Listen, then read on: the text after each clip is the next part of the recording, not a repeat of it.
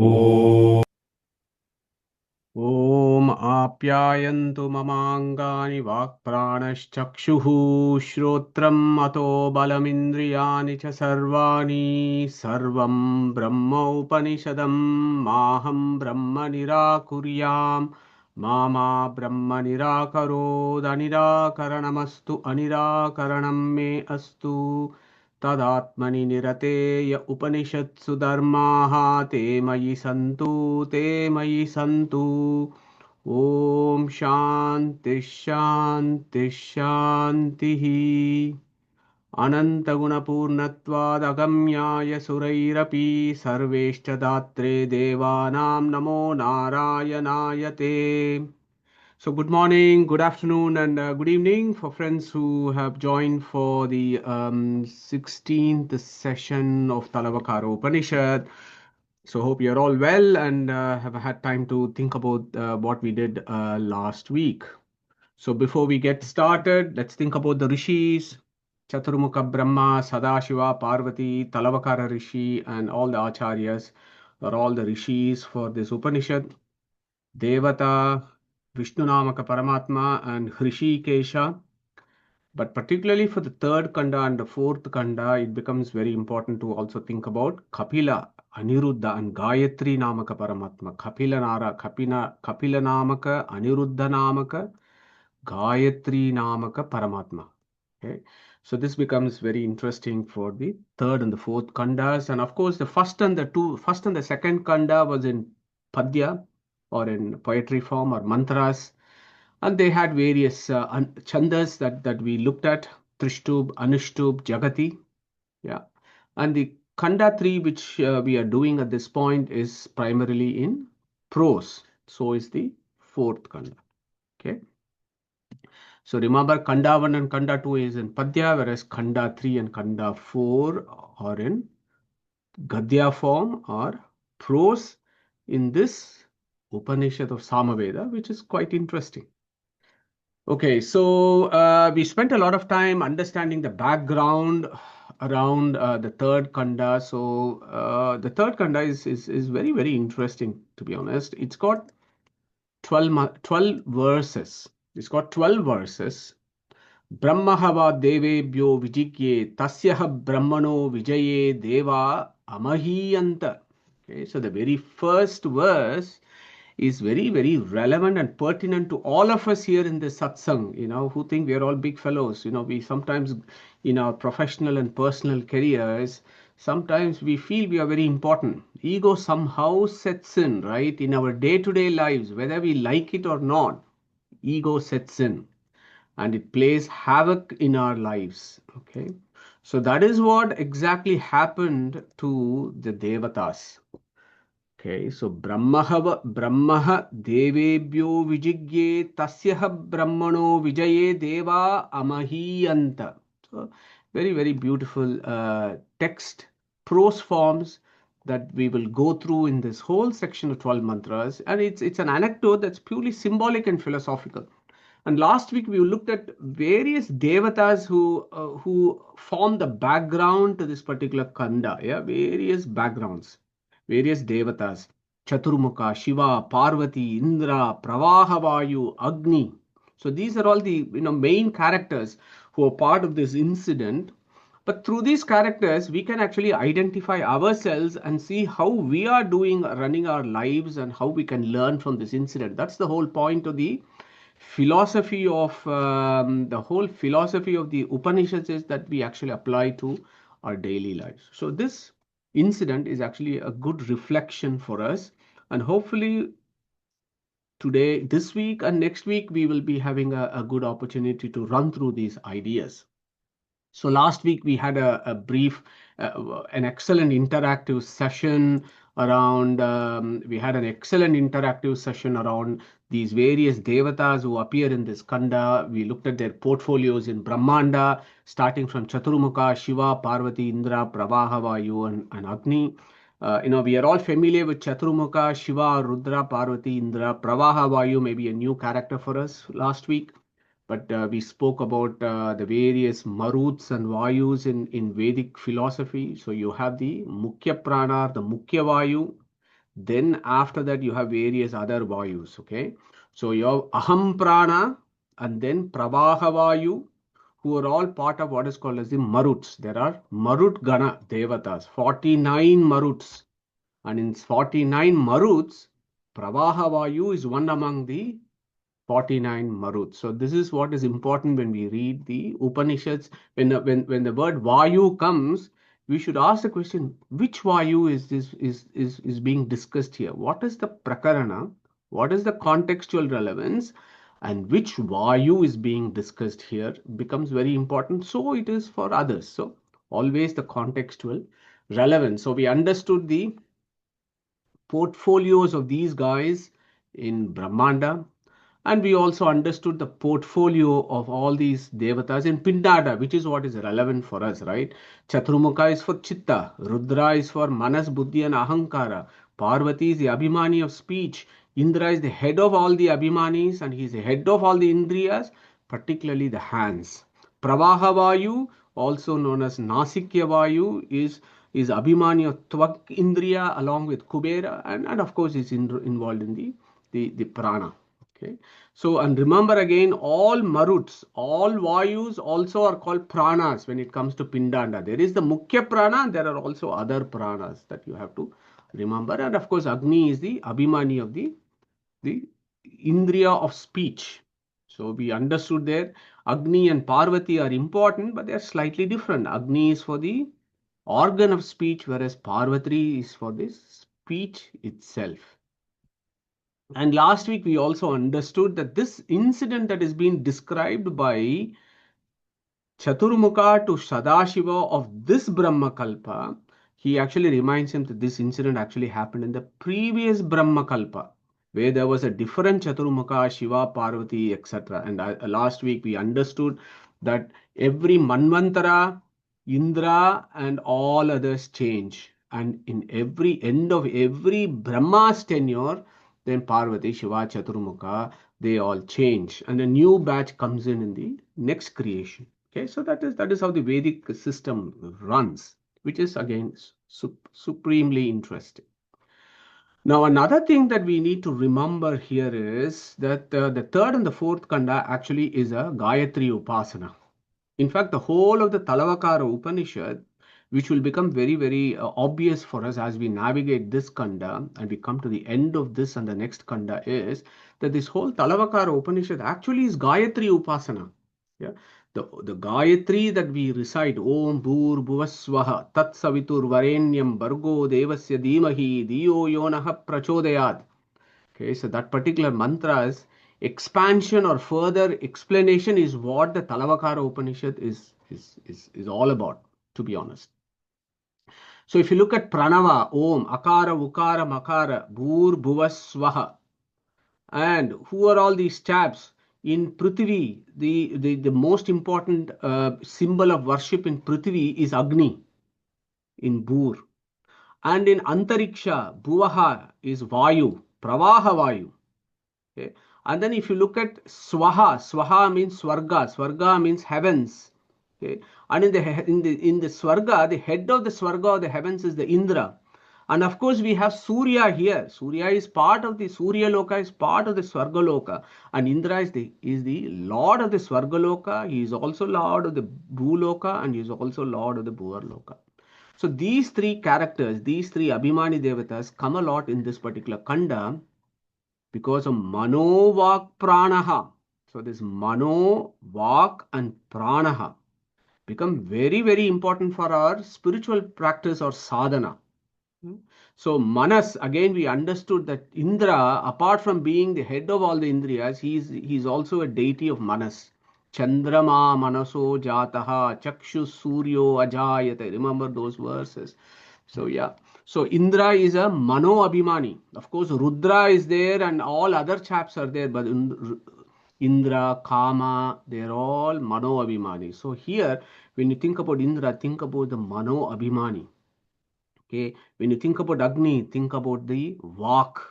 And when you think about Pravahavayu, think about Pranaha. So this mano, vak, pranaha becomes very important for sadhana. So I'm going to break there very briefly. So who want to tell us why manas, vak and pranaha are important for spiritual progress? Quick exchange of thoughts here, please. You have that shloka, Kayena vacha manasendriyarva buddhyatmana. That's what we keep telling. In thought, word, action, let it be pure. Yeah, yeah. Thank you, Pratibhaji. Yeah, excellent. Anand. Yeah. Is it Pratyaksha, Anumana, and Agama? It is like it's Yeah. inference and perception as well as the words. Yeah, yeah, sure, Anandji, yeah, agree with you. Yeah, Nita Sushruth. श्रोतव्यो मंतव्यो निदित्यादिषु. Yes, very good.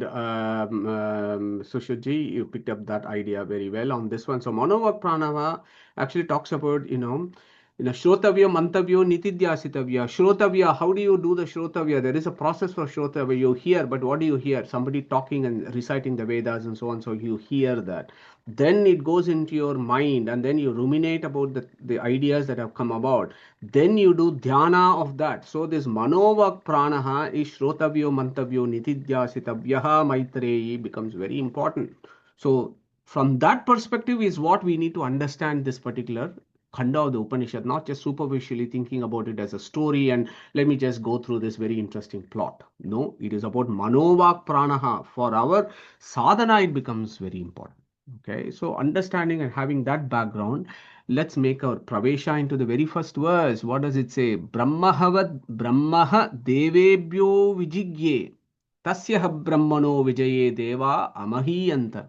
So it's very beautiful words. I have to say it's very nice and pleasant to even recite these words of this particular Upanishad. Brahmaha devebhyo vijigye. Her always means verily, stresses something. So what is he saying? This Brahman, Devebhyo Vijigye. So Brahman secured Vijigye, victory for the Devatas. Okay, so that is how this Khanda starts. Brahman, Brahma Shabdashta Vishnaveva, Vishnu secured victory for the Devatas. Okay, that is how it starts. So then you might ask, from whom? From whom did he secure the victory from?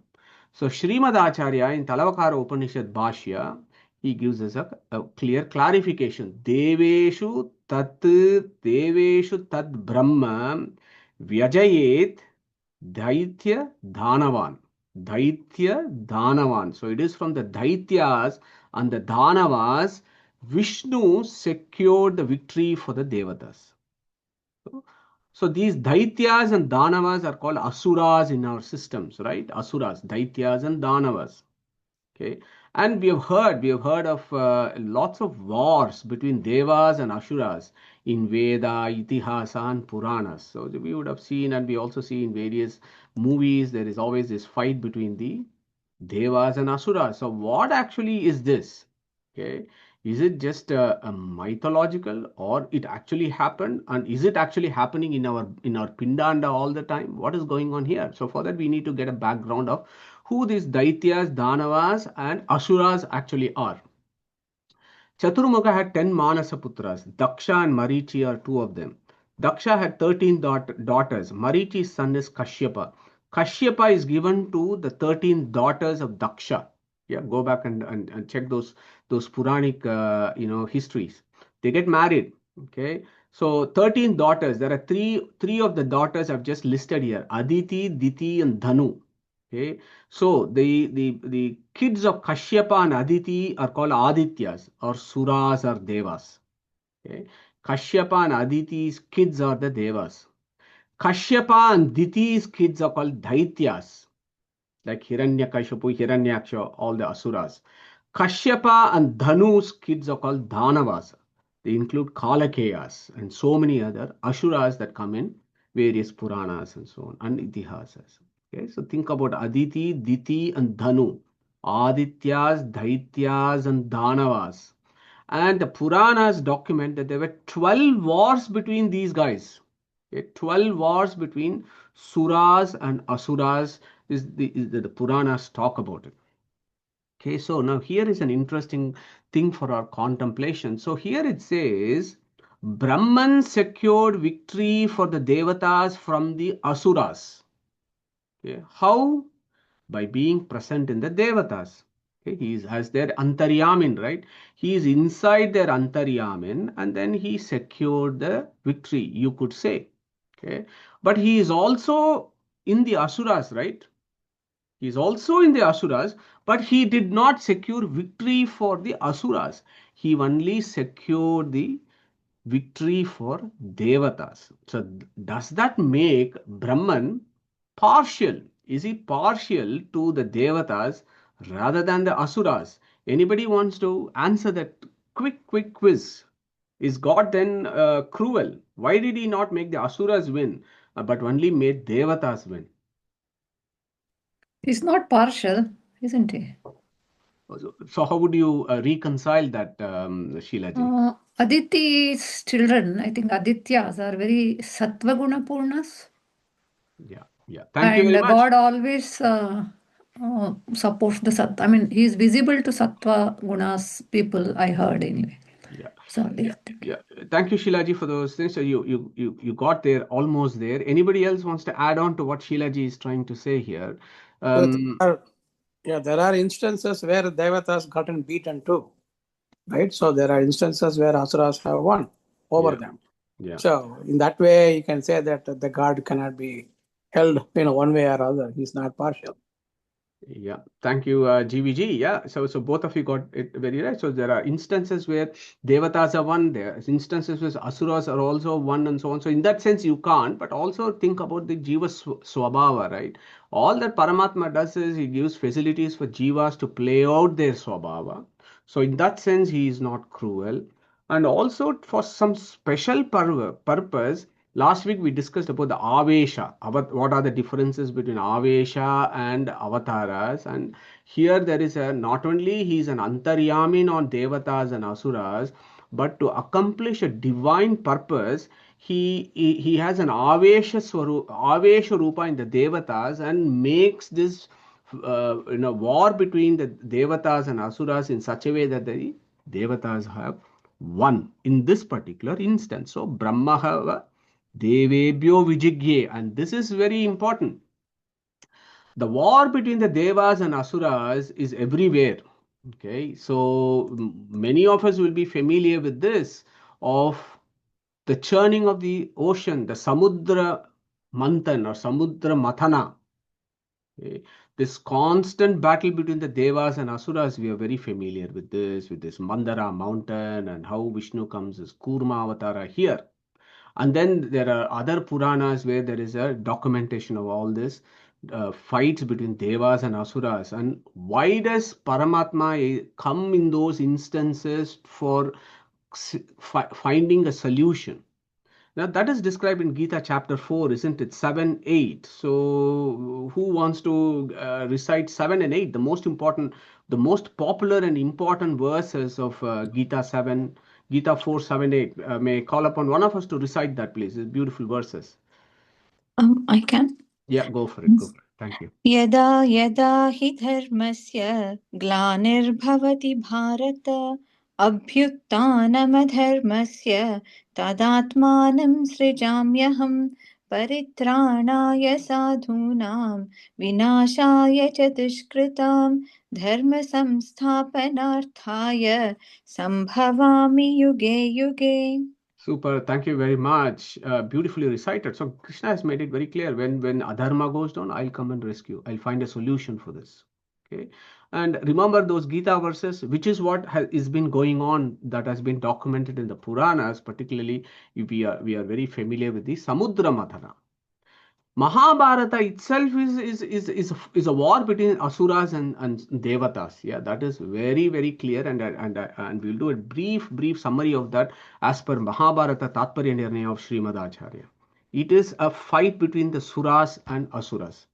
So the internal conflict. So this is where it becomes very important that conflict that is being described in this Upanishad is very relevant, because if you think about the first and the second kanda, all that it has been talking about is our sense objects and the sense organs, and the sense organs of our bodies, and who are the Abhimani Devatas, and this constant battle that we have between the sense objects and the sense organs, and the internal conflicts that we have.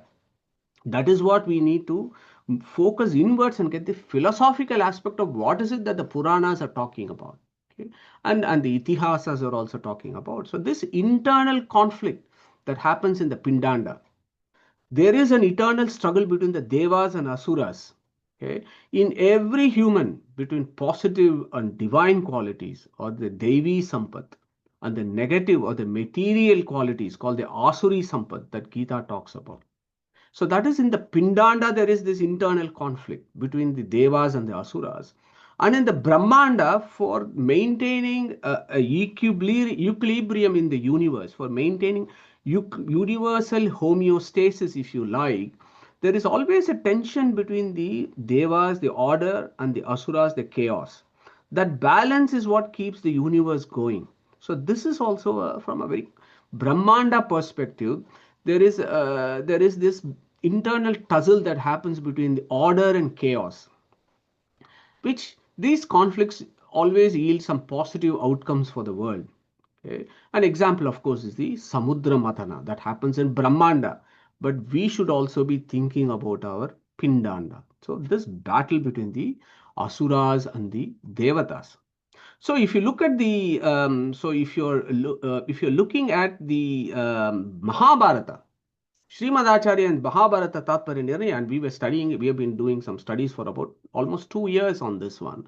And really, really important that we understand the war between the Devas and Asuras to actually really understand what is going on in the Mahabharata with various plots. And if we don't have the Tatparya Nirnaya of Srimad Acharya, Mahabharata just becomes just a cinematic theme, not a philosophical text. So look at the Devas. Of course, Vishnu comes as Krishna and Vedavyasa. Lakshmi is Durga, Rukmani and Satyabhama. And I am never tired of reminding our satsangis here. Whenever Vishnu comes, Lakshmi also comes. And Lakshmi has only 3 avatars in Mahabharata, Durga, Rukmini and Satyabhama. There are no other consorts of Krishna. Okay? Krishna's consorts are Durga, Rukmini and Satyabhama. Nobody else. Vayu is Bhima, Bharati is Draupadi, Sesha is Balarama, Yama is Yudhishthira, Varuna is Shantanu, Ashwini twins is Nakula Sagadeva. I've just given a few examples. Kashyapa is Vasudeva, Aditi Devi and Surabhi Devi are Devaki and Rohini respectively. Drona Vasu is Nandagopa, Dhara Devi is Yashoda. These are all Devas. Okay? Then you have Asuras. Duryodhana is Kali, Kamsa is Kalanemi, Jarasandha is Viprachitta. Then you have, of course, Dushashana, Vikarana, Chitrasena, and so on. These are all the Asuras. And these guys come down and they have a battle, which is the big Kurukshetra battle that is going on. Okay, remember that also. So, hang on, just bear with me. I've got a bit of a IT issue here. One sec. Yeah. Okay. Okay, I'll just keep going. So the issue here is the Devas and Asuras. Look at from another perspective here. This is an interesting perspective for us. Okay, so Devas. Okay, the scriptures tell us Devam Indriyam. In a sense, if from a Vedic philosophical perspective, you can look at all our Indriyas are Devas. Okay, and all the sense objects that are out there as Asuras. That's one way of approaching this problem. If you think our sense organs are Indriya or Devas and the sense objects are Asuras, we can all agree and concur that there is a constant battle between the Devas and Asuras in our daily life. Okay, so that is another approach that our rishis want us to think about. This is from another angle. We're not talking about Abhimani Devatas here. We're talking about from an entirely different philosophical perspective. Sense organs are Devas, sense objects are Asuras, and there is a constant battle that is going on between them. Okay, taste is always having the taste is always having a battle with the sweets that are out there. Okay, hearing with all the nasty music, sight with all the nasty things, smell with various things, touch with various things. Okay, so this is what the background to this Upanishad is. The reason why we are discussing this is controlling our sense organs means devas are won over the asuras externally. Yeah, I hope that that is clear from this particular verse. This particular kanda, we need to remember this. Controlling our sense organs means devas have won over the asuras. If we surrender to sense objects, if we as jivas surrender our sense organs to the sense objects, then that means asuras have won over the devas externally. Okay, think about this. Now, here is another twist. If we think we conquered our senses with our own effort and greatness, then we have lost to asuras internally. Okay, so I put a question here. What does it mean when I put this statement that if we think, you and me in this satsang, if we think that we have conquered our senses with our own effort and greatness, we have lost to the asuras internally. Why is that? Anybody wants to come in here and contribute to this question? Because we Because are Antaryamin internally, is always there, isn't it?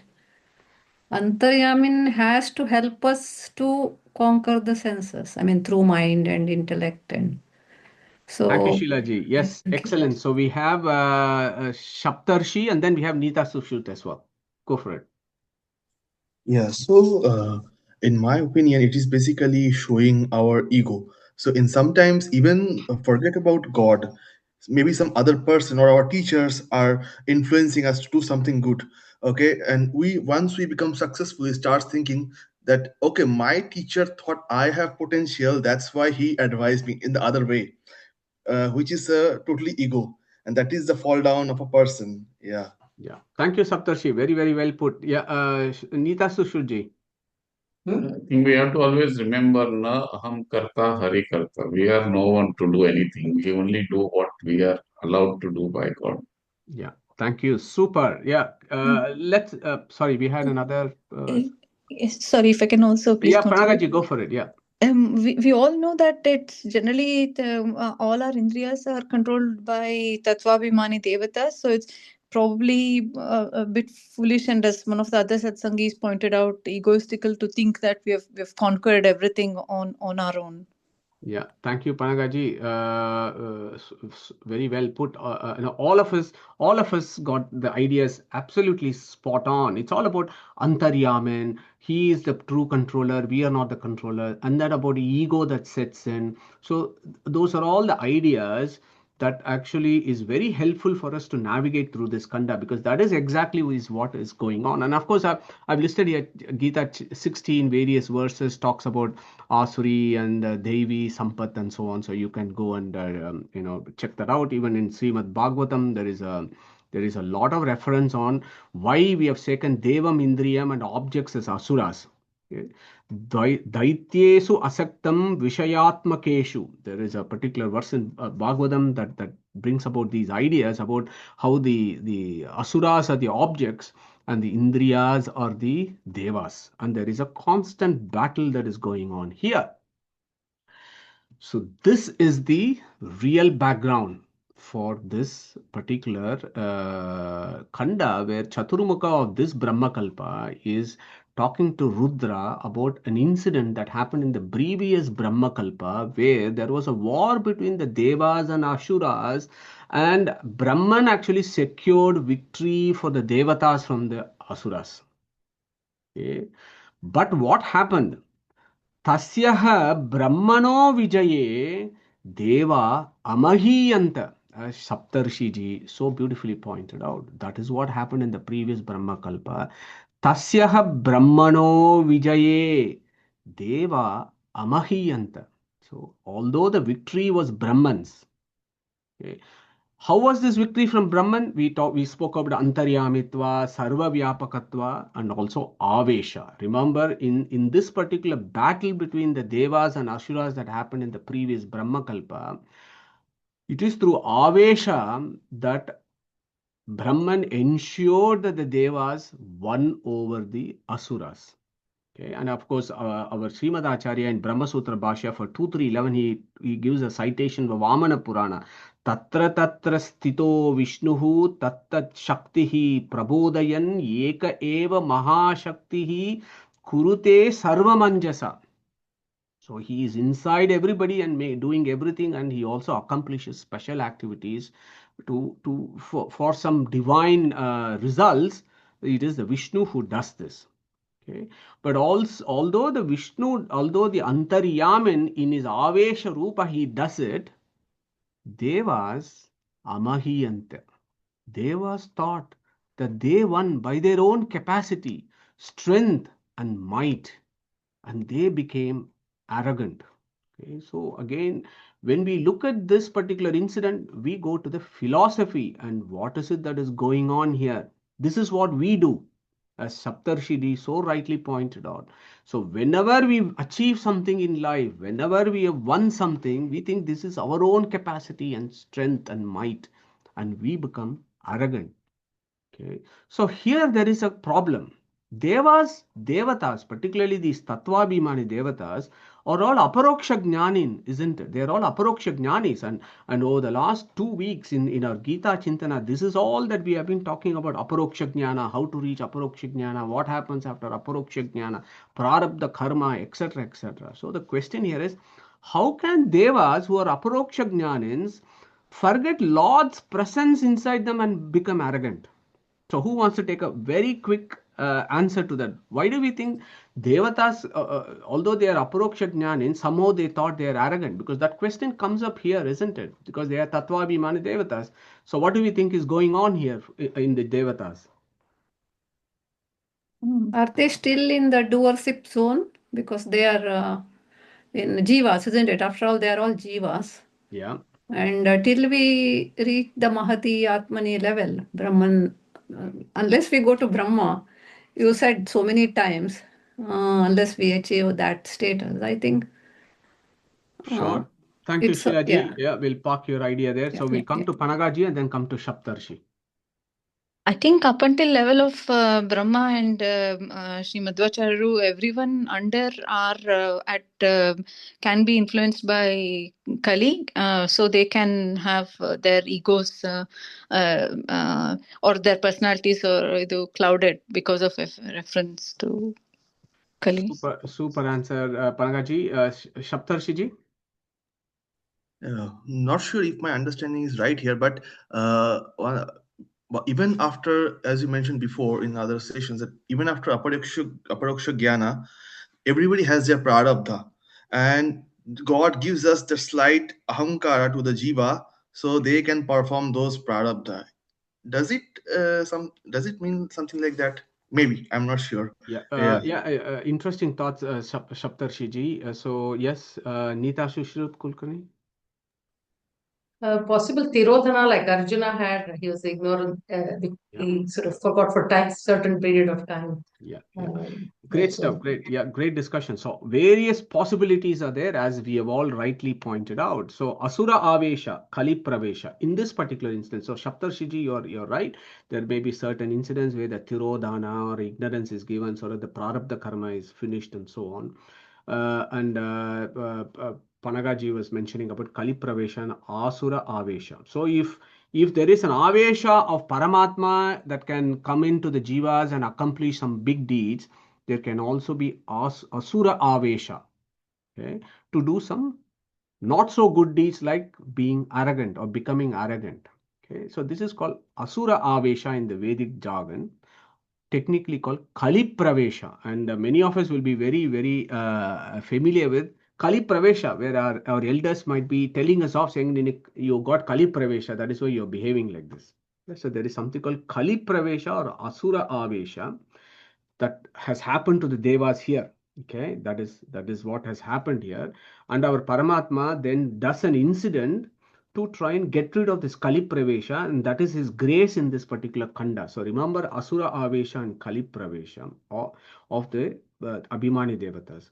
So here I have a quick question. What is Parashukla Traya? So as again Panagaji was mentioning, there are folks who will be influenced by Kali Pravesha or Asura Avesha, but there are certain jivas where that can never happen.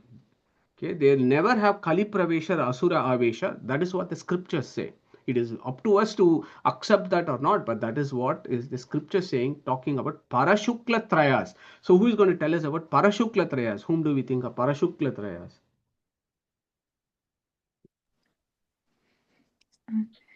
Brahma, Saraswati, Vayu, Bharati, Lakshmi Devi. Thank you very much, Padmajaji. Yes, so you got this absolutely right. So the Parashukla Trayas in Vedic philosophy, we have the slides coming up. So remember, Vishnu is he he is completely defectless. Yeah, he is Gunapurna Doshadura. Okay, so he is in a different category. He never gets ignorance. Okay, or Kali Pravesha or Asura Avesha, absolutely not. Then you have Parashukla Trayas. So Parashukla Trayas are Shri Tattva, Rujugana Devatas, all the Ruju category of souls and their consorts. Okay, so Lakshmi, no influence of Kali or ignorance. Chaturmukha, Vayu, Latavya, and all the Rijus, no Kali Pravesha. Saraswati, Bharati, and the consort category of souls, no influence of Asura Avesha or Kali Pravesha. So these three guys are called Parashukla Trayas. All other Tattvabhimani Devatas below them are influenced by Kali Pravesha at some point, Asura Avesha or Kali Pravesha. And if you understood these concepts of Parashukla Trayas and Asura Avesha or Kali Pravesha, then you will have no problem navigating Mahabharata. Yeah, when you go to Mahabharata, there's all these things. Some of these guys do some crazy things. Ashwatthama does a lot of crazy things. He's Rudra's avatara.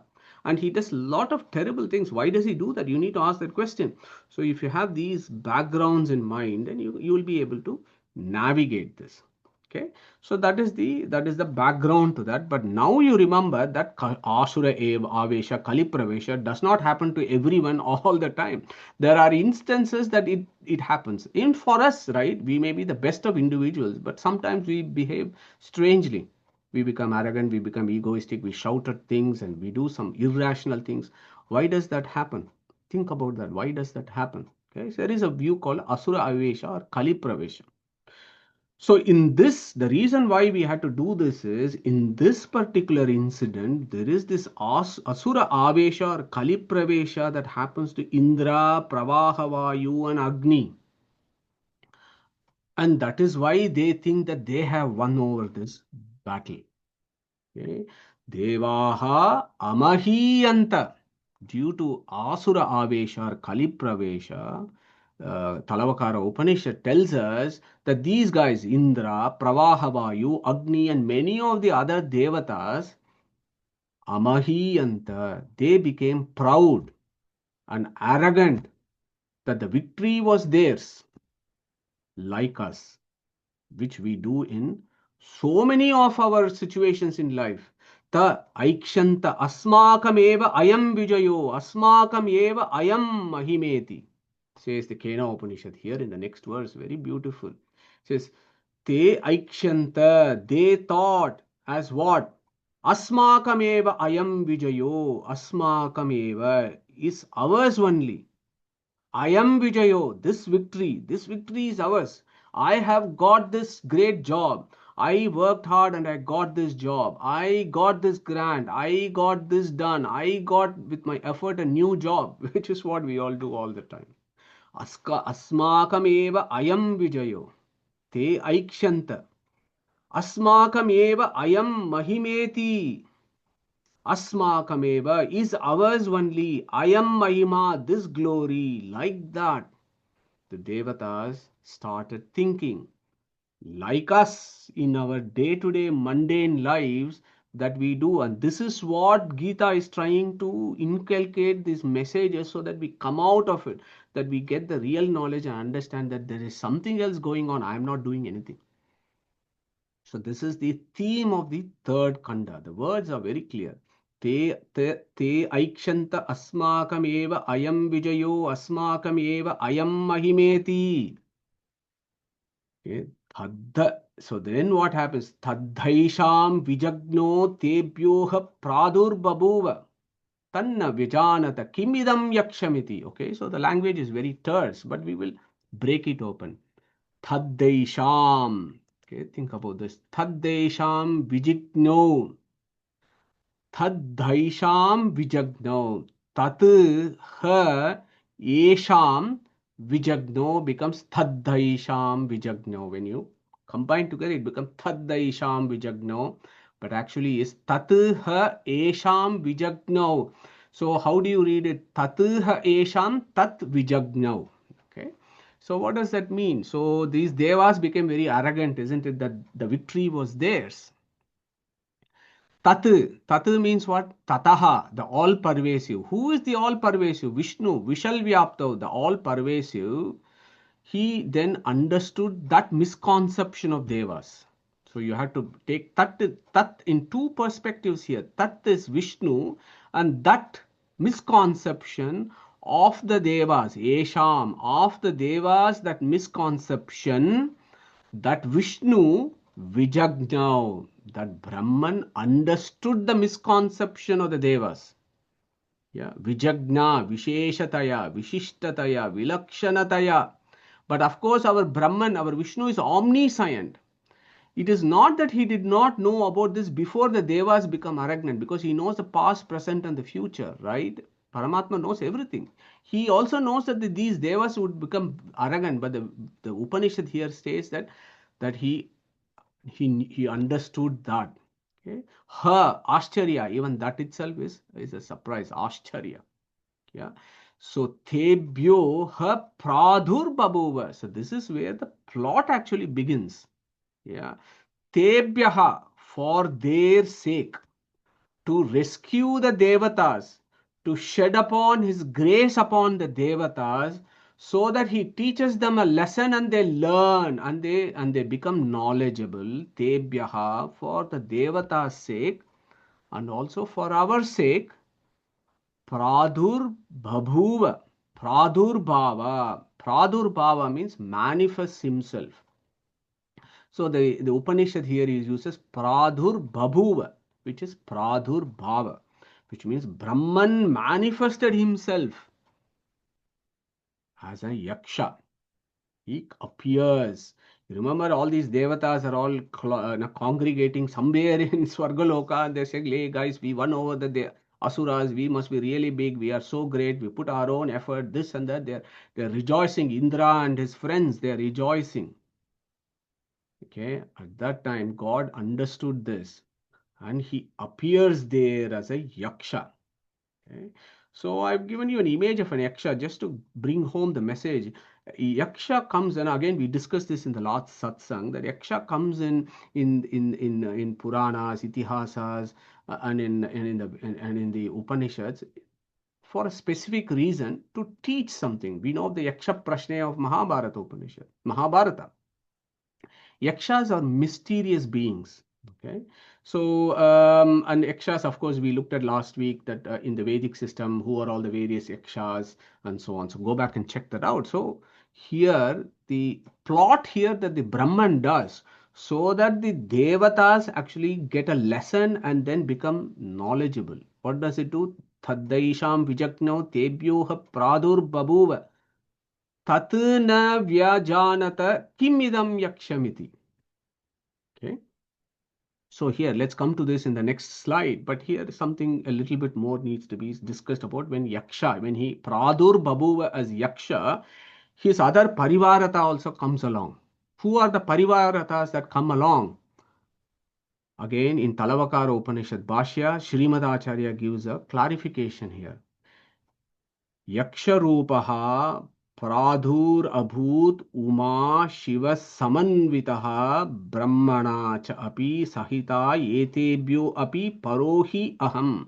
So when Yaksha comes, when Brahman or Vishnu comes as a Yaksha, his family, Uma, Shiva, Chaturmukha Brahma are also there. Okay? He comes along with the family. Okay? So hold on to that idea of Uma and Rudra, because Uma is going to come later. Yeah. So finishing off this slide, What has happened here? So the Indra, Pravahavayu, Agni, and all the Devatas, they won externally, i.e., they won over the Asuras. Okay. Similarly, us in our lives, we may have conquered some sense. We might have done a glorious Ekadasi and we might have conquered our sense objects during Ekadasi. We might have won externally. But if we think, see how strong I am, how determined I am, I didn't eat any Mysore pak, I was very, very disciplined. If we think like that, we have lost internally. And unfortunately, this is what happens. We lost internally. If we think we are great and have controlled our senses, we have lost internally due to our ego, which is a big, big problem. Okay. So, tat na vyajanata, because of their misconception, that Brahman, na vyajanata, Devas did not recognize. Okay. This Brahman appeared there as a yaksha when these devatas were having this conversation. And the devatas could not recognize who this yaksha is. Okay. That Brahman who has appeared as yaksha, the devatas did not recognize that this yaksha is Brahman. Okay. They did not recognize him. So that is the plot. Stay with me on this. It'll all become very clear as we navigate this. Why did they not recognize Brahman as yaksha? Because of their misconception. Kim idam yakshamiti, what this yaksham is. Kim idam yaksham iti. It comes again and again in the rest of this particular kanda. Kim idam yakshamiti. What this yaksham is, these devatas could not recognize. Who are these devatas? Indra, Mano Abhimani. Pravahavayu, we want to do our dhyana. Agni, the Vak Abhimani. And all other devatas below Indra, there are so many of these Tattva Abhimani devatas. Yeah. So these guys, then devatas led by Indra, deliberated among themselves. So they had a conversation. Okay. Whom should we send to find out who this yaksha is? So this yaksha has appeared. He looks amazing. He looks very mysterious being, but we are not able to recognize who this yaksham is. So somehow we need to send somebody to try and find out who this yaksham is. Kim idam yakshamiti. They have this conversation. Okay. Te agnir abruvan jataveda yetad vijanihi kim idam yakshamiti tateti. Okay. Beautiful incident that has been described. Te agnim abruvan. Okay. They, all these devatas, because Agni, they're all sitting there, right? This is so beautiful because this is what happens in our life also. Think about it. So all these Indriyas were there. Agni was also there. So the Indriyas are all deliberated and said, okay, so we need to find out who this yaksham is. Let's send one of our friends. Let's send one of our own to find out who it is. So all these devatas, they, Agnim Abruvan. Agnim Abruvan. They told Agni. What did they tell him? Okay. They said Jataveda. They said Jataveda. They glorify this Agni as Jataveda. Okay. And again, something for us to understand what the Jataveda is. And again, our gurus teach us even those words that is being used here, it gives a sense of ego and so on. Jataveda. So all these devatas, they praise this Agni as Jataveda. What is Jataveda? Why is Agni called Jataveda? You might have seen in Jataragni. Okay, Jataveda. Jatam Jatam Veti iti Jataveda. The one that knows everything in creation is called Jataveda. Jataveda. Somebody who knows things from birth. After all, Jata means you're born, right? Jata Veda. Since you're born, you know. Knows from birth. And of course, our Agni Devata is Abhimani of Rig Veda. Yeah. So he is Abhimani of Rig Veda. He knows the Rig Veda. So all these devatas, then they start praising this fellow. Oh, Agni, you are Jataveda. You know everything in creation. You know everything from birth. You know Rig Veda. Why don't you go and find out who this Yaksham is? Yeah, so that is what they are saying. They're praising this Agni and pushing him to go and find out who this person is. Okay? And the same thing happens to us in our daily life. We feel proud that we have been selected for something due to our capacity. Okay? So like us, we do that all the time. Somebody says, you are such a big person, you're so amazing, you're so well qualified, you're in high post, please can you help us? Immediately we feel egoistic. Oh yeah, so I must actually be a very important person. That is why they are coming and asking me this. Okay, so that is what the Rishi is constantly telling us, and our gurus constantly tell us to think about your own pindanda, what you're doing when you look at this incident that happened. Agni felt proud that he has been selected due to this capacity, and that he has been told that he is Jataveda, that he knows everything. Okay, so he was proud and he was listening to these devatas. Yeah, what did the devatas say? Te Agnirabruvan Jataveda Yetat Vijanihi. Yetat, that which is very close, this Yaksha who is here, go and identify this. This identify, find out. Kim idam Yakshamiti, what this Yaksham is. Okay. So when they told him this, our friend Agni then got very, very proud. And he said, okay, cool, I'll go and do this. Yes, yeah, I agree. What you have said so far, me as Jataveda, is very, very true. I know so much. Let me go and find out. As per your instruction, Agni agreed. And he said, let me go and find out who this Yaksham is. So how did he do this? The language is very beautiful. Very beautiful. Tad abhyadravat. Tam abhyavadat ko asiti. Agnirva ahamasmi abravit jataveda va ahamasmiti. This is the conversation that is going on between this Agni and Yaksha. So tad abhyadravat. Okay, look at this. Tad abhyadravat. Abhi adravat. Abhi adravat. Rushed towards Yaksha. He said, yeah, I am really capable. I am going to go rush towards this Yaksha. And he had so much of confidence. That is what that word actually tells us. Abhyadravat. He rushed with full of confidence that he will be able to find out about that Yaksha. Okay, so Agni, actually the picturizations that our gurus do is beautiful. So Agni then went and stood in front of Aksha, hoping that he will find out, that he will actually quiz him and ask him the question. But he went and stood and he became speechless. He could not say anything. This thing was so amazing for him to look at. Yeah. What happened at that time? Yaksha looked at Agni. Tam abhyavadat. Tam abhi avadat. Look at those words, how they, when they combine together, it becomes complicated words. But tam abhyavadat. Tam abhi avadat. Yaksha asked Agni.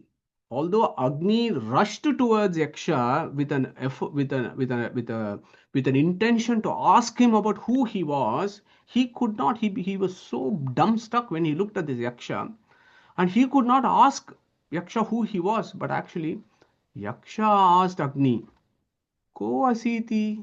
Who are you?" Okay, so this is a very, very important statement of Upanishad. Ko asiti, who are you? Okay, so again, our gurus tell us, who are you is the first question. Go and find out who the hell are you? Who are you? Self realization. Without self realization, don't come to me. You will never know me without you actually knowing who you are. Okay, so this word, ko asiti, comes again and again in this particular verse. So Yaksha asked Agni, Ko asiti? Who are you, man? Yaksha asks Agni. Okay. So now again Agni, like us, displays his ego in full. Self-boasting like us. Okay, oh, I am this, I have a PhD, I am this, I am the consultant, I am the head of this. We do all the time. When we go to any social engagement, if somebody asks, who are you? Start boasting. I am this, I am that, I have done this, I have qualified this, I got so many houses, I am rich, I am that. Agni did exactly the same. He displaced his ego in full. Okay. Agnirva ahamasmiti abravit jataveda va ahamasmiti is what Agni goes and says. Yaksha. Okay. So here we'll think about this. This is a very important statement. Agnirva ahamasmi iti. Jataveda va ahamasmi iti is what Agni says. And we have to read this prose in those sounds and actions and so on. Then we understand what is the conversation that is going on here. Agnir vai. Vai means verily. I am Agni. Ahamasmi. I am well known as Agni. Okay. I am very popularly known as Jataveda. Jataveda va ahamasmi iti, says our Agni to Yaksha, who is Brahman himself, who has come there. As if Yaksha doesn't know. But this fellow is so egoistic that he is now boasting about himself. I am Agni. Okay, so why did he say I am Agni? The etymology of Agni is very interesting. Of course, Srimad Acharya gives in Rigbhashyam, he gives Agni, various etymology of Agni. Of course, primarily Agni means Vishnu. But in this context, Agni also means other things. What is this Agni does? Agre niyati, first to be adored. Agrayatvad, first and foremost of all. Agre nayati, prime mover of all. Attim, devourer of all. Atti iti Agnihi. Angam Nayati, activator of bodies of all. Agam Nayati, activator of all, or else they will remain inert. So this Agni said, if my metabolism is not going, if my heat is not there in this body is not alive. I make everything move. I eat everything. I devour everything. That is why I am called Agni. I am such a big fellow. And again, I am called Jataveda very popularly. We've just understood what Jataveda is. Knows everything, knows from birth. Agne Rigvedaha. I am the Abhimani of Agni Yaksha. I am the Abhimani of Rigveda. Agni says to Yaksha. Okay. I am a very famous guy. Have you not heard of me and my greatness? Like how we do in our lives. How great I am is what Agni says Yaksha. Okay, we'll spend another 10 minutes and at least complete Agni's sad situation. So what did our Yaksha say? This is beautiful. Immediately our Yaksha said, Tasmin Tvai Kim Viryam iti. Okay. You are such a big fellow, Agni. You know everything, Rigveda, you can burn everything. You are Attim iti Agnihi. You are a devourer of all. Beautiful. Let me ask you a simple question, Yaksha said. Tasmin Tvayi Kim Viryam iti. So look at those words. Tasmin Tvayi. In you. Tvayi means in you. Okay. Who is boasting like this? What kind of power do you have? Kim Viryam iti. What kind of power do you have? What are you capable of doing? Is what Yaksha immediately asked Agni when Agni said, I am a big fellow. So our friend Agni, who is the 15th in the Vedic pantheon, he immediately comes out. Full display of ego. Yadidam sarvam daheyam, yadidam prithivyaam iti. Okay. Api idam sarvam daheyam. Look at the words, very, very clear. Daheyam, burn. Sarvam, all. Yad api idam sarvam daheyam. I can burn all this down. Yadidam prithivyaamiti, whatever is there on earth, whatever is there in this universe, I can burn this down. After all, he is one among the Panchabhutas, right? He said, I can burn every damn thing down. Display of arrogance by Agni. Again, like us, we do this all the time. If somebody challenges, I will do this, I will do this, I can do this, I will ensure I can do this, I can complete this project. All sorts of things that we do. Okay, Agni did the same. Yeah, apidam sarvam daheyam yadidam prithivyaamiti. So our Upanishad beautifully says, Yaksha then says, okay, wow, you are indeed, I agree, you are indeed a very big person. Okay, tasmai trinam nidadav etad daheti. So Yaksha at that point takes him a blade of grass. Okay, okay. He said, here is a blade of grass Agni, tasmai to Agni, trunam, blade of grass, nidadav etad daheti. So Yaksha took one blade of grass, placed it in front of Agni, and he said, Nidadav etad daheti. Tasmai trinam nidadav etad daheti. To Agni, a blade of grass was kept in front of Agni by Yaksha and said, Mate, burn this. Okay. That was a simple test that Yaksha did to Agni. Burn this blade of grass. So what happened? Our Agni is he's still fully in ego, like us. Oh yeah, easy. Oh, of course, I can do this. No problem. I can burn this whole damn universe. You Yaksha, you're asking me to burn a blade of grass. I take it as an insult, but because you've said, I will do it. Okay, so what did Agni do? Tad upapreyaya sarvajavena tanna shashaka dagdhum. Beautiful words. Tad upapreyaya sarvajavena. Tad, that blade of grass. Upapreyaya. He pounced upon it. He said with so much confidence. He had full confidence to find out who this Yaksha is, and he was dumbstruck. Then he had a conversation with Yaksha. Yaksha, he boasted himself that I am this guy, I am a great guy. Then Yaksha said, oh, is that so? Why don't you burn this blade of grass? Then he said, yeah, of course I can do it. Very easy. Upapreyaya. He pounced upon this grass. Okay. Sarvajavena. Applying all his powers and capacity. This is this Agni, who is the 15th in the Vedic pantheon, who burns everything. He pounced upon this blade of grass. Tanna shashakam dagdhum. He did not succeed to burn that blade of grass. He put all sorts of efforts, this Agni, to burn this blade of grass that Yaksha asked him to burn, but this Agni was not able to burn that blade of grass. Okay. So he tried, he could not burn this blade of grass. So again this Agni exposes his ego. He could have at that point bowed his hands and said, I am sorry, I was very egoistic. Please forgive me. Now tell me who you are. He could have said that, right? He does not even say that at that point. And our Guru's point is, watch these languages, watch what's happening here and see what happens and what you do in your life.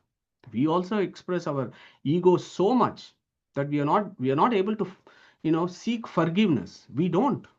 You don't apologize. How many of us apologize in life on a fairly regular basis? We don't, because we are so full of ego. Sa tata eva nivavrute. So this Agni, sa tata eva nivavrute.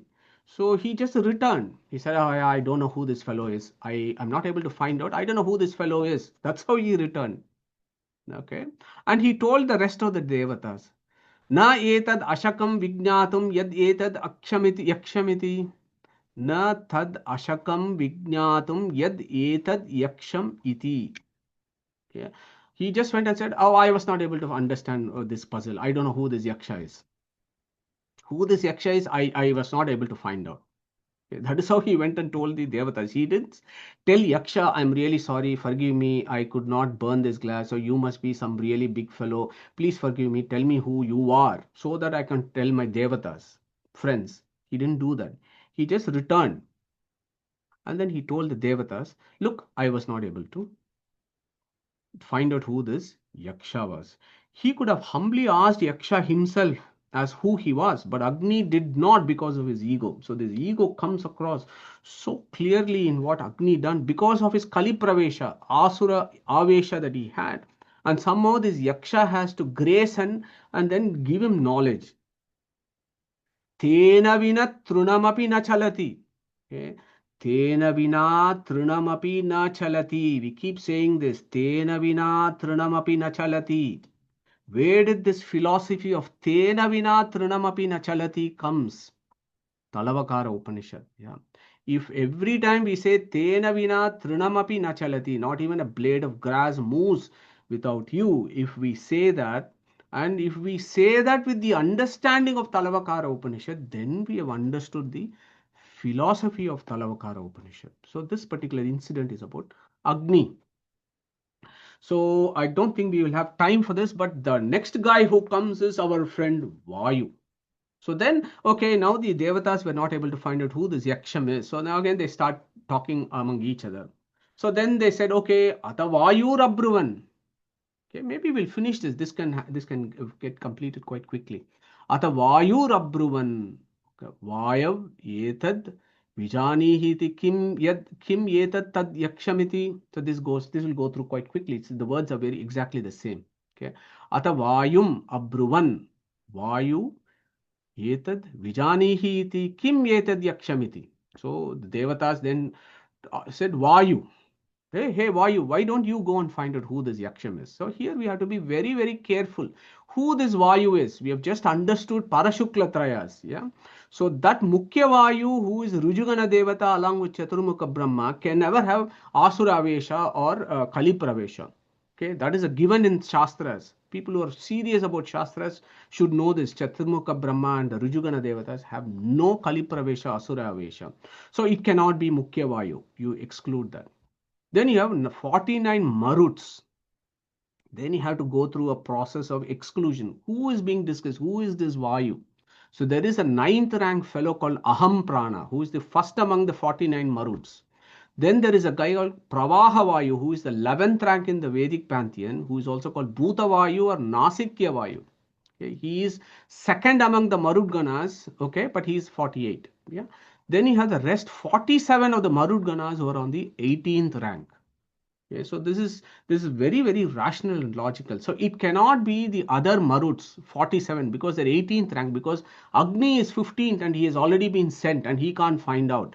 If Agni himself can't find out who is the 15th rank, how can the 47 guys who are 18th rank will be able to find out? So that Vayu is none of the 47. So then you have exclusion. It cannot be Mukhya Vayu.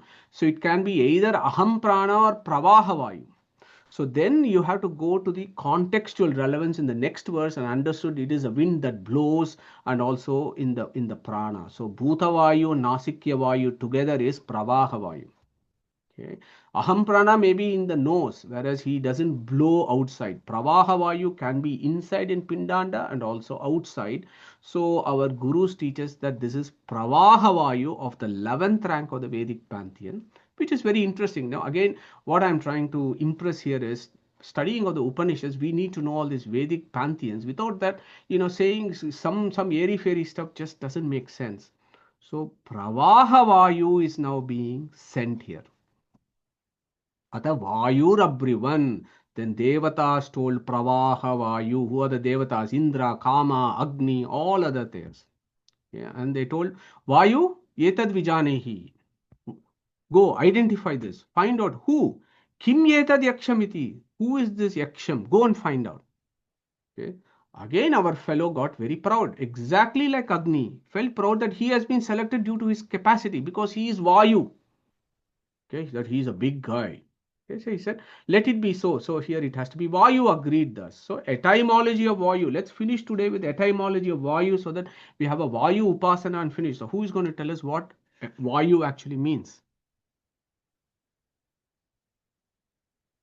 No problem. Lot of etymology of Vayu. Va, Aya, U. Va means strength. Aya means knowledge. U means Utkrishta. Vayabandhane, that which holds everything. Vayukurma. Va Ayus. Va Jnana. Ayus means life. He is a giver of life. Vatiti Vayuhu. Va Gatau, that which goes everywhere. Vati Sarvatra Gachati. There are so many etymologies. We'll pick it up next week. So, but these Devatas, they call out Pravaha as Vayu. You're so great. Go and find out who this Yaksham is. Okay. And our Vayu, this Pravaha Vayu, again, like us, he is also stuck in this.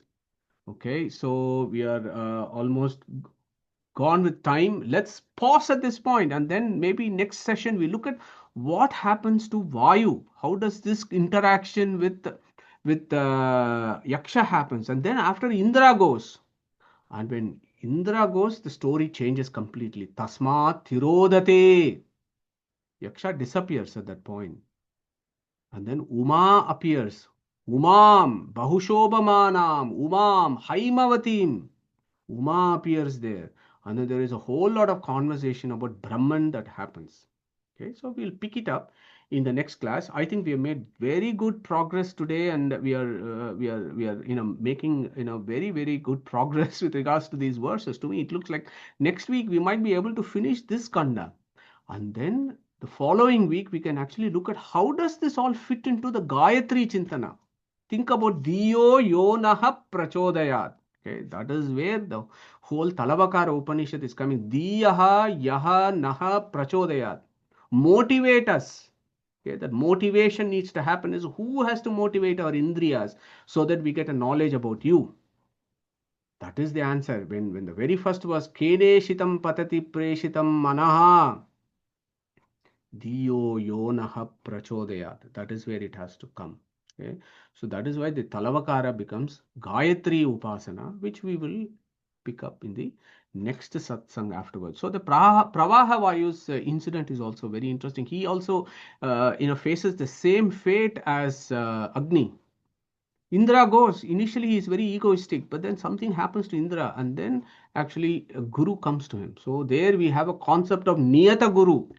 Okay, this is very important aspects of Vedic philosophy of something called Niyata Guru. For Indra, the Niyata Guru is Uma, Parvati, Haimavati. She is the Niyata Guru. She is the number 7 in the Vedic pantheon. Indra is number 8. Number 7 is number 8's Guru.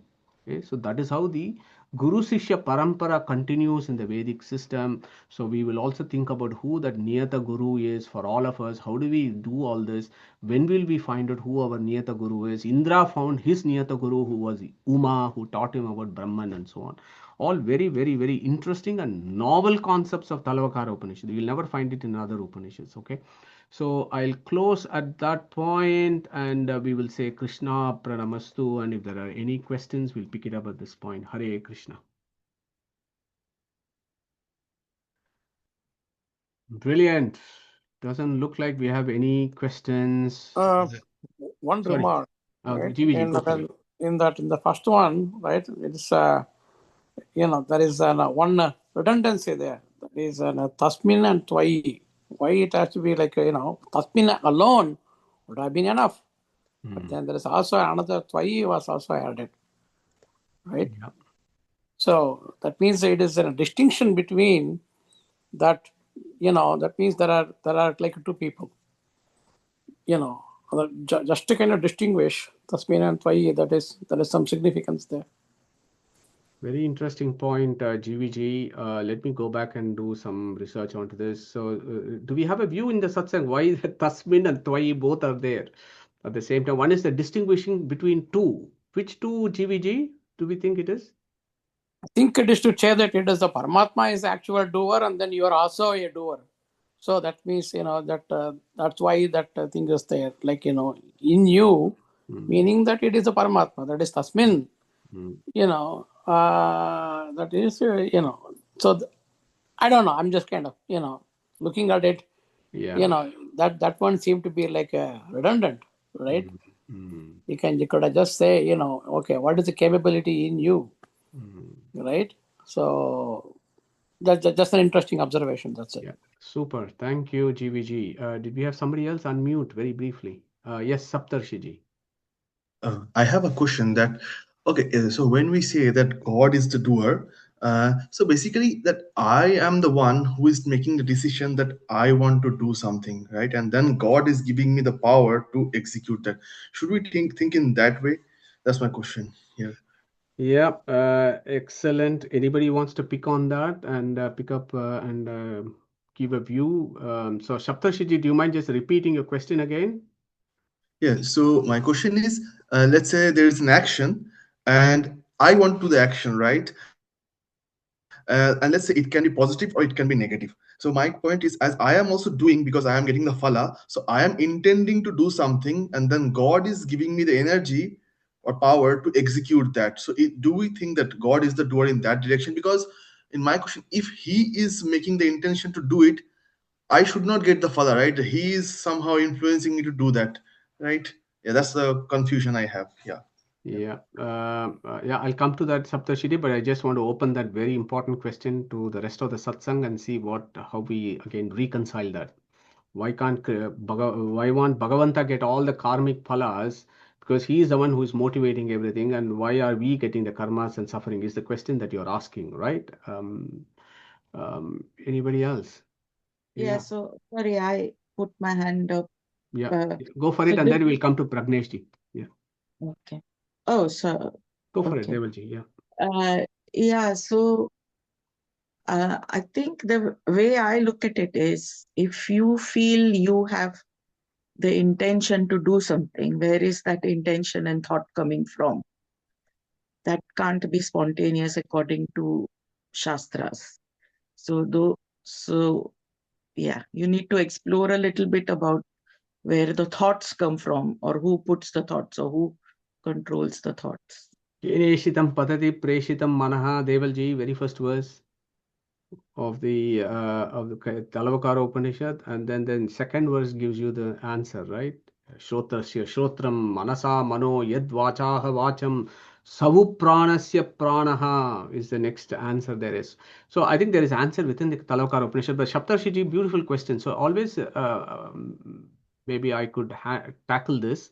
So remember, what you said is that I am making a decision to do something, and it is Paramatma who is actually making me do that thing, right? If Paramatma himself is doing that, then he should get the karma pala. So remember, never forget the Jiva Kartrutva. Yeah, the Jiva Kartrutva Vada is so foundational for us to understand this. So the Jivas are there. Jivas have a Swabhava. Jiva Swabhava is inherent with the Jiva, and it is Anadi Nitya. The Jiva Swabhava never gets destroyed. There was never a point where the Jiva and the Swabhava were not there. Natve Vaham Jatunasam. Remember that. 212. So the Jiva and the Jiva Swabhava has always been with the Jiva. Then, of course, there is the Anadi Karma. And then there is the Purushakya Prayatna, which you have just said, that I am making an effort to do something. Purushakya Prayatna. So there are three layers to this Jiva Kartrutva. There is the Purushakya Prayatna, there is the Anadi Karma, and the first two are directly related to the Jiva Swabhava. So the Jiva Swabhava would have had eternal imprints of karma within it, Anadi Karma that it has got. And then in this life, for example, when you make a Purushakya Prayatna to do something, that Purushakya Prayatna is in a sense determined by the karmas that you have accumulated and that have come to fruition in this particular birth. But the first two are always related deeply to the Jiva Swabhava. Okay. So the Paramatma's role here is for the Jiva Swabhava to be manifested. Okay, so if the Jiva is making an effort to manifest its Swabhava, let's think about it like that. That also needs Paramatma's facilitation for that to happen. So all that Paramatma does is gets the Jiva Swabhava to act, to work. So there may be Duryodhana, there may be Saptarshi. Saptarshi is Jiva Swabhava making a so-called intention to do something. But that intention to do something also happens because God allows that to happen. Similarly, for Duryodhana, that intention to do something also Paramatma only makes it happen. So, in that sense, the karmic imprints can never go to Paramatma. All that he is there is he's sitting there and allowing the Jiva Swabhava to play out. That is all his role is. And if it's a Satvika Swabhava Jiva that does Nishkama Karma and then gets the phala of that, then you have to go to Rutam Pibando Sukrutasya Loke Chaya, that one you have to go into that Katha Upanishad verse to understand this and also put the Dvasuparana verse and then reconcile it. So what happens there is the punya phala that the jiva does for all the good activities that it does, because Paramatma has allowed it to happen. The view in the Shastras, we may accept or reject it, but that is what the Shastra says, that only 1/10 of the phala goes to the jiva. The 9/10, our Paramatma, he is a Bhoktra, right? He accepts that 9/10. 1/10 of punya phala goes to jivas, 9/10 goes to Paramatma. Then you have us doing nasty things. And Brahman said, nasty things you're going to do, that is yours, mate. I don't want your nasty things. All the nasty karmas, the sakamya karmas that we do, the imprints that we have, will fall only on the jiva's linga sharira. Whereas the punya karmas, 1/10 falls on the linga sharva, 9/10 Paramatma accepts. So that is how you reconcile Ritam Pibantau Sukrutasya Loke. Or you can also, there is a Katha Upanishad verse, Atmanau. So there is there is Atma and Antaratma, that they are the enjoyers of various things, that Katha Upanishad. That is all only for Punya Karmas. Whereas in our Dvasupurana, it said Dvasupurana Sayuja Sakaya Samana Vriksham Parishashva Jate Tayor Anyaha Pipalam Swadati Anashnan Anyaha. That Anashnan, he doesn't eat. Who? The Paramatma doesn't eat. What does he not eat? He does not eat the bad karma phalas. Okay. So if you kind of reconcile like that, the intentions that the jiva do is also facilitated by Paramatma, but the intentions can be of various types based on our jiva swabhava. I hope it made sense. Sorry, I went on a bit longer, but it's a complex concept that we need to keep ruminating about this. And I'm eternally grateful to my guru T.S. Raghavendran, who always talks about jiva kartrutva. If we don't think about jiva kartrutva as per TSR, we will never understand what is this karmic imprint. So again, I would want to dedicate this particular thing that we have learned to TSR today. So anybody else? Thank you, Saptarshiji. Great question. Yeah. I have a small follow-up question actually in that. So in that, so okay, that understanding is now clear. Thanks. So this karma, the good work, God takes 9/10 of it, but he is Purna, right? Why does he need to take this? Yeah, you're absolutely right. But that that's a grace he sheds on the jivas, as you know. So you remember in Brihadaranyaka Upanishad there is a pravivikta ahara taraha. Okay, there is something called pravivikta ahara taraha. Means you go to the temple and put fruits and stuff, and then do you think God needs to eat it? That he's going to be hungry to eat it? No. It is that submission that nothing is mine, everything is you, that he accepts that, not because he will get extra happiness, but that is the grace he sheds upon his devotees as a recognition of their submission. So that is how it is taken. Okay. Pragneshji, thank you, Shapnashi. Thank you very much. Lots of concepts revised and repeated, reinforced. Like last week only, we learnt about this na tu hari karta, aham karta, and the nishkam for the linga sarira, the karmic imprint, etc., etc. And of course, all these have been repeated, reinforced, and we have to do. At very simple level, I bring very simple level. In chemistry, we studied that a catalyst is one who facilitates the reaction but doesn't take part in reaction. And this Matra Surig Sutra Gada, Mani Sutra Gada, and we have learned this repeatedly, that Lord is always there but doesn't. And whatever we feed, if we feed good, if we feed nutrition to the good thoughts, we will manifest good thoughts. If we nourish bad thoughts, we will come out with the bad expression. So lots of revisions and lots of important things. Thank you very much. Thanks, Pragnesh. Catalyst. I like that word, catalyst. So that's beautiful. Catalyst is just there facilitating a reaction, but not actually participating in it. Very nice thought, Pragneshji. Thank you very much for that. Any other questions at this point? Okay, excellent. And thank you again for excellent discussion today. And we will pick up on what Pravaha. We have time for one small. Prakash, you go for it. Yeah. See, when we generally say that Naham Karta, what I have observed so far is only it comes automatically. It's a stock answer, okay? But in order to do anything, internally we say that God is there, it's Antaryami, etc. But what is the experience? On the day-to-day experience, do you really feel it? Every second, at least a couple of times a day, when you do that, I'm not doing, God is the doer, things like that. Yeah. Yes, Prakashji. I think we'll just put it all at the satsangis and say what is their honest reflection on this. So I will tell you from my own professional life of actually dealing with human diseases and treating human diseases. Yeah. So that you do something, one patient it works very well, in another patient it doesn't work very well. You just do the chemotherapy or whatever it is that you do, just do it. But you just don't know whether it works or not. So that is something that I have seen in my professional life, saying that na aham karta hari karta. If that is what needs to happen, if that tumor needs to shrink, it will shrink. Yeah, but we can only do this. So that we can do. And also in our own other personal lives, there are so many things that we experience in our lives that we actually cannot control it. We think we do, but actually we don't. Yeah, so I think we will have our own intimate personal experiences that will remind us all the time. But as you very rightly pointed out, maybe that is what we need to remind ourselves. Look, this is what we are experiencing. That is what the Upanishads are saying. It'd be good to have others come in. Saptarshiji. Yeah, I want to share something regarding this, especially when I was writing my master thesis.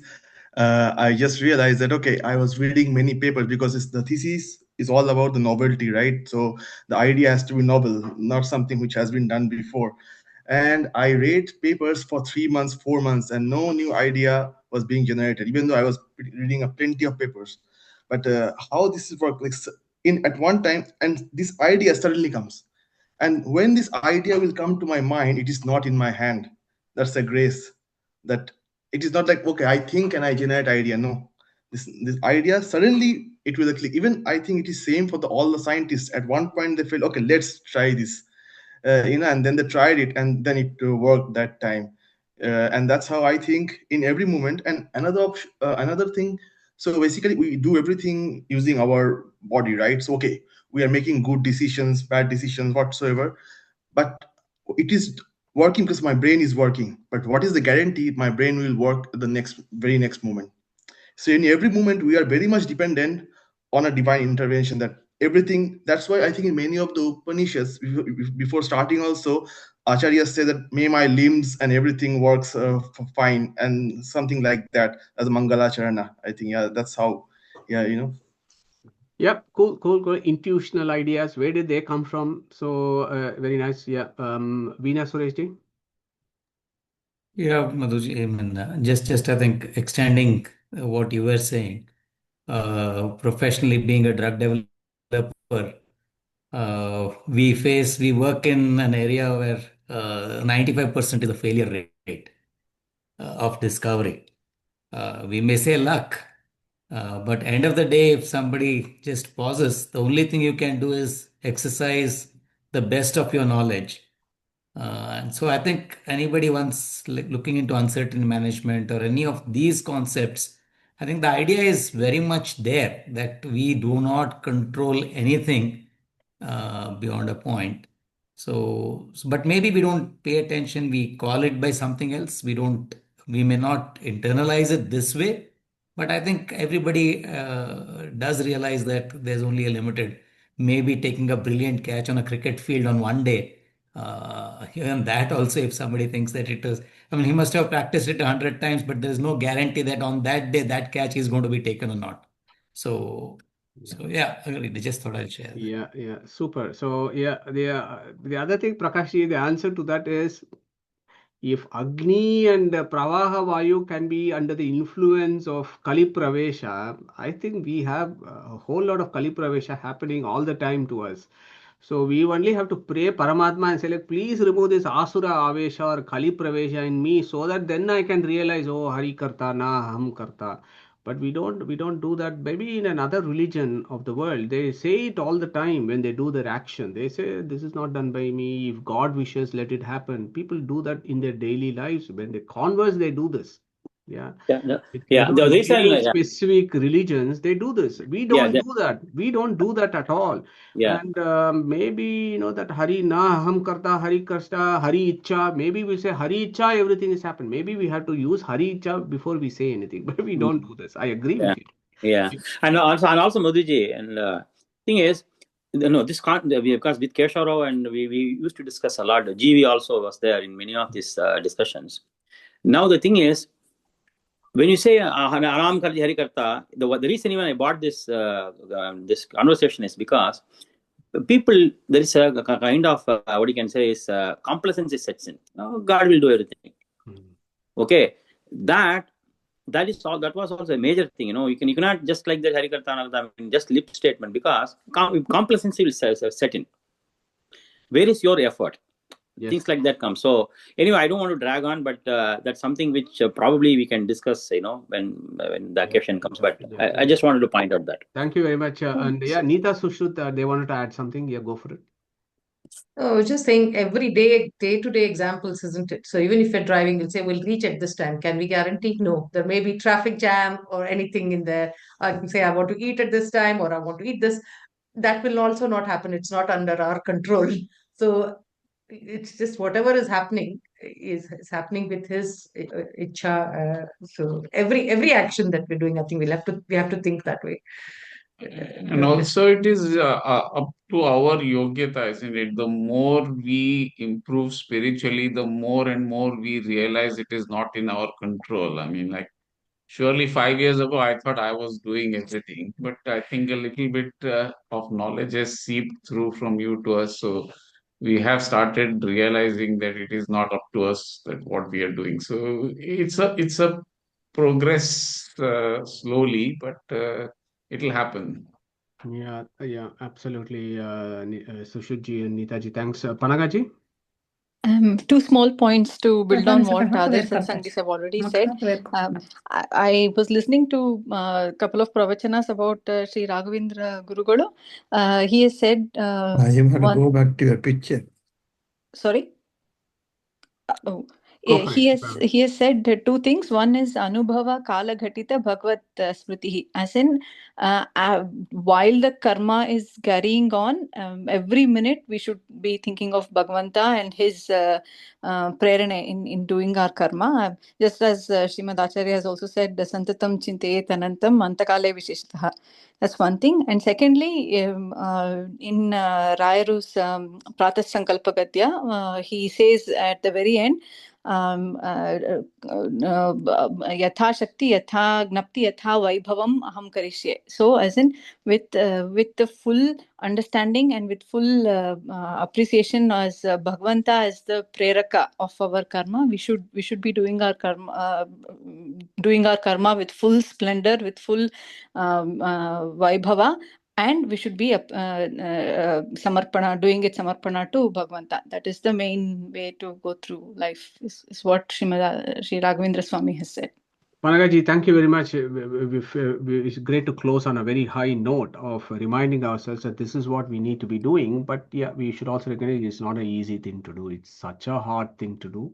But we just only strive and do our best and leave rest to God, I suppose. But we have to do Purushaka Prayatna, as Prakashji said. We have to do a Purushaka Prayatna. Without that, nothing will happen. So on that note, again, amazing discussion. So we'll catch up with Pravaha Vayu's situation next Sunday and make our onward journey. Hare Krishna. Take care, everyone. Hare Krishna. Hare Krishna.